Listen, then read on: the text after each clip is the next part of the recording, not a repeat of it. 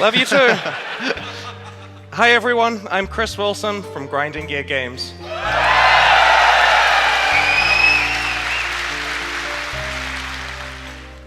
Well, that feels amazing.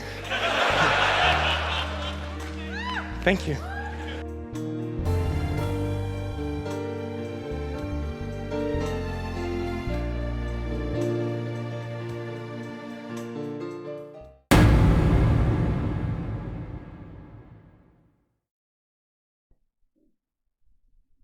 Hi, I'm Winkers, professional miserable person, and cardboard bastard. I think I speak for a lot of Path of Exile players at this point in time when I say I'm not upset, I'm just tired.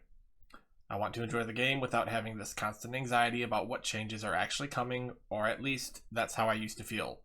Now, one of the worst possible outcomes seems to have come to pass. The game is not fun at the moment. Any content creator for the game will say the same, and GGG is unfortunately doubling down on it. But them being stubborn about it really isn't the issue. Let's talk about both sides of this coin though. How did we get here? Well, for starters, GGG has a massive player base now. They've had it for a while actually. That comes with more toxic players, and when they hit critical mass, you end up with garbage who scream terrible obscenities over every little inconvenience. Unfortunately, this is a reality of the internet. You have to learn to ignore your haters no matter how numerous they may be. You can tell by the way GGG's communication has changed over the years that they're less inclined to engage with us in conversation on various forums. And that's really a big part of what has brought us here. Communication is dying, and GGG's understanding of what the player base finds enjoyable seems to have suffered for it. Ultimately, I believe this culminates in the already infamous "what we're working on" post. There's a lot that happens in this post that needs to be gone over, because on a forensic level, a lot of what GGG says and how they say it is dubious. We'll take it bullet by bullet, because each section seems to have its own little sin we should address. Archnemesis. We're immediately dealing with the most unpopular feature the game has ever had here. Archnemesis is great in theory, and honestly could be great right now. They just have to tune the numbers to reasonable levels. This means both decreasing their damage and HP values, as well as increasing their generic loot. They want to taper the numbers as well to make early and mid maps less jarring, which is good. They want to tone down essences and red beasts as well, which is also good.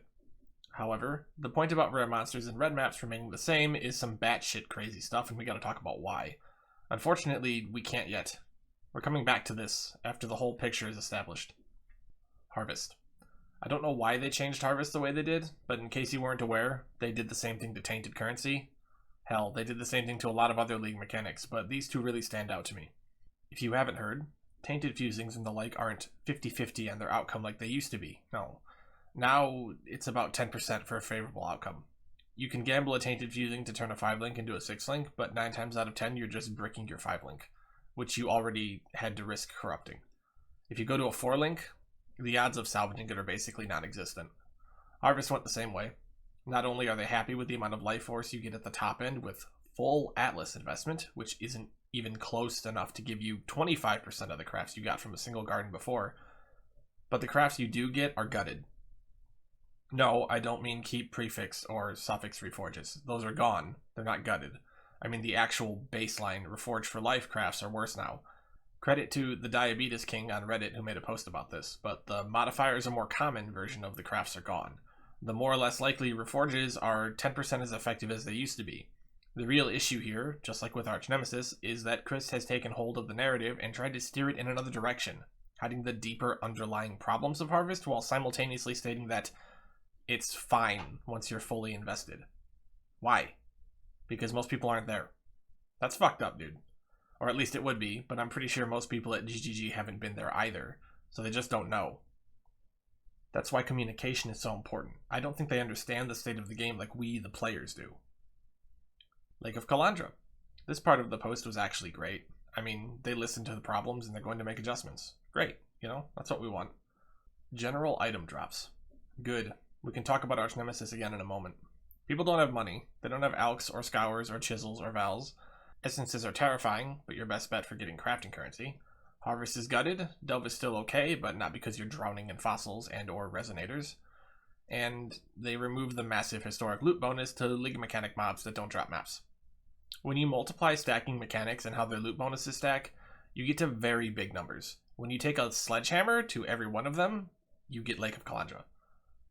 Crafting is gutted, there's less items, only people who understand early Atlas building techniques can sustain their maps. Chisels, Alks, Scours, Regals, and Vals aren't common enough to sustain and complete through to T16s in a reasonable amount of time, and only mechanics that rely on not killing monsters are profitable.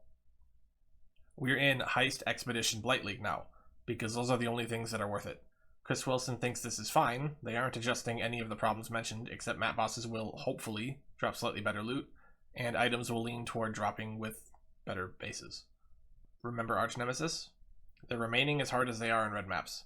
If you're not playing an absolutely broken skill like Lightning Conduit or another top meta build, you're suffering. If your build relied on gear, you're spending more than 10 times the effort to acquire it. If this sounds exhausting, it's because it is. It all comes on the coattails of Chris Wilson in the league announcement stream telling people to get their Magic Find setups ready for some exciting loot explosions from Archnemesis rares. This conversion system is fully compatible with your item rarity and quantity bonuses, as well as the drop bonuses from all other Archnemesis mods. Going forward, we want to make sure that a lot more item reward mechanics scale with your character item bonuses. Get your Magic Find characters ready. Anyone who's paid attention to Reddit has seen the Empyrian videos. If you haven't, he's a well-known figure in the community for making that perfect 6-man party and getting just an absolute fantastic Magic Find setup going with perfectly juiced maps. The loot explosions are kind of highlights. Some people don't like it because, it sucks to see someone doing something so profitable with their time, but they also don't see all the setup that goes into it. It is definitely the most profitable way to play the game, or was. It's the night and day really spells it out for you, how killing monsters isn't worth it, and it's just your investment into your maps really doesn't mean anything anymore. And I think that's another big problem of Archnemesis and the current loot situation. Then we get to the end of the post. Thanks so much to everyone for your support and feedback. Honestly, at this point I would rather Chris Wilson made a post about how frustrated he is with the community, because I think this is a result of a lot of resentment. Chris Wilson has talked in the past about having to console frustrated or exhausted employees in the wake of an enraged community's feedback. He is owed the chance to vent and explain the rigors GGG's people go through. But let's not forget that most of what was talked about just now was not in the patch notes or manifesto.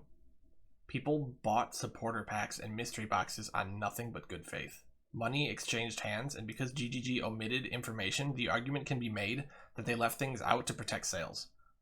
It's a bad look for the company, especially in the wake of Diablo Immortal cementing Blizzard as no longer legitimate competition. We need to get away from the current situation because currently, it's we complain, GGG responds. It's not really communication anymore, it's bad parenting. The player base is a child begging for help, asking for more, and GGG is a parent trying to give them what they think they need.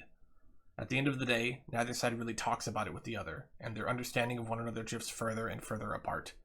The ship has to be righted, or the game will be dead before Po 2 ever comes out. Well, that feels amazing. Thank you.